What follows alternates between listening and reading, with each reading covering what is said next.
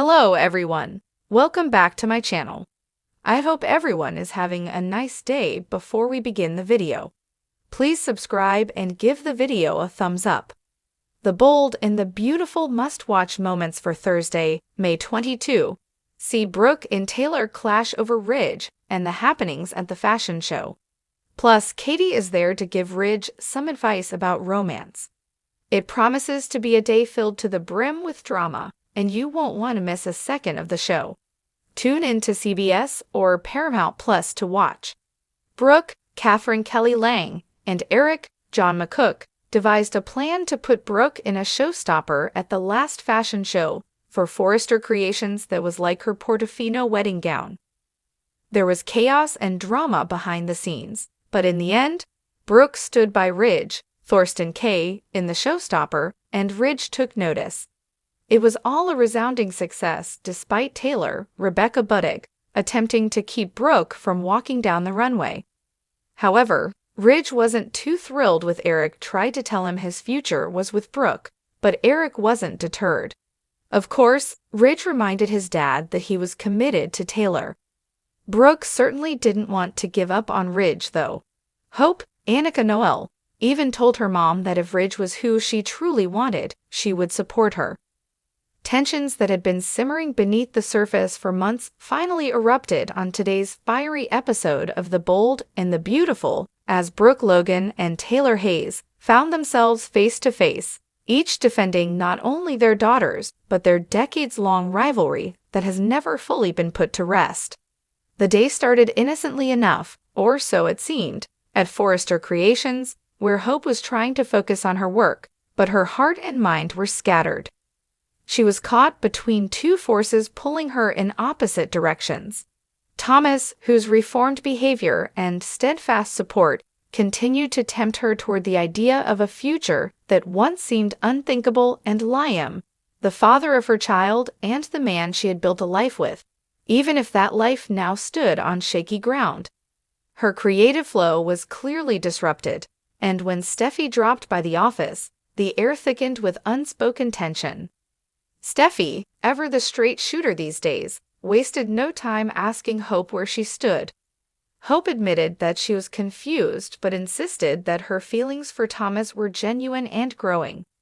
Steffi, though not hostile, reminded Hope that her brother had been through too much to have his heart played with again. Hope didn't take kindly to the implication and pushed back, stating she never intended to hurt anyone, least of all Thomas. Their conversation ended politely but frostily, and as Steffi exited, it was clear this situation was only getting more tangled by the day. Meanwhile, the real storm was brewing at Brooke's house, where Taylor had come by unexpectedly, hoping to talk about their daughters, and perhaps re-establish the truce they had once promised each other. What began as a civil conversation quickly veered off course the moment Thomas's name came up. Brooke, visibly worried, expressed her concerns about Hope and Thomas getting too close again, not just professionally but emotionally. She questioned whether Thomas was truly reformed or just playing the long game, a statement that instantly rubbed Taylor the wrong way. Taylor bristled and made it clear she wouldn't sit back and listen to her son be painted as unstable or manipulative. "He's worked hard, Brooke," she said sharply. "He's not the man he used to be, and maybe it's time people stopped treating him like a threat." Brooke, unconvinced, fired back. "Forgive me if I don't forget everything he's done, just because he's been on good behavior for a few months." The room grew cold, voices began to rise, and it was as if years of pent-up frustration, resentment, and rivalry came rushing to the surface.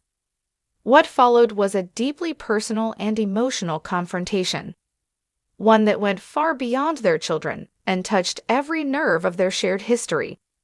Taylor accused Brooke of always seeing herself as the moral compass, as the woman who somehow always ended up with the man, no matter the cost. Brooke countered by reminding Taylor that it was Ridge who made his choices, not her, and that Taylor had her own share of manipulation in the past. Their voices echoed through the house, the kind of clash that decades of soap history are built on, raw, passionate, and unfiltered.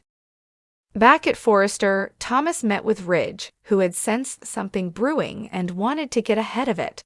Thomas was calm but direct. He confessed that his feelings for Hope had deepened, and that while he respected her boundaries, he wouldn't deny how real it felt. Ridge, torn between pride for his son's growth and concern over potential fallout, told Thomas to be careful, not just with Hope's heart, but with his own. "If she doesn't choose you, can you walk away?" Ridge asked. Thomas hesitated before answering. "I don't know," he said, "but I'm not going to lie to myself anymore. I love her." Meanwhile, Liam paid a visit to Wyatt, desperate to get out of his own head. Wyatt listened patiently as Liam vented about Hope's confusing signals and Thomas's looming presence. Wyatt reminded Liam that trying to control Hope's choices would only drive her further away. "Maybe you need to figure out if you're fighting for her, or just fighting Thomas," he said wisely. Liam didn't respond right away, but the question clearly struck a chord. Back at Brooke's, the argument reached its boiling point. Brooke and Taylor, both standing in the center of the living room, glared at each other with years of history hanging in the air like smoke. Taylor softened first, her voice trembling slightly as she admitted that part of her anger wasn't just about Thomas. It was about them, about Ridge, about how it never really felt resolved. Brooke, eyes shining with unshed tears, said she felt the same. "We called a truce, but we never stopped seeing each other as enemies," she whispered. Taylor nodded, and for a long moment, the two women stood in silence, the weight of decades pressing down on them. The moment broke when Hope entered, startled to see the two women in such a raw state. Brooke quickly wiped her tears while Taylor turned away. Hope asked what was going on, and both women scrambled to appear composed. Brooke said they were just talking things through. But Hope knew better. She could feel the tension in the air, and it only added to her mounting pressure. She left quietly, heading outside to clear her head. The final scene took us back to Forrester, where Thomas stood alone in the design office, holding one of Hope's sketches. He stared at it for a long time, then placed it gently on the desk. Hope entered quietly, surprising him.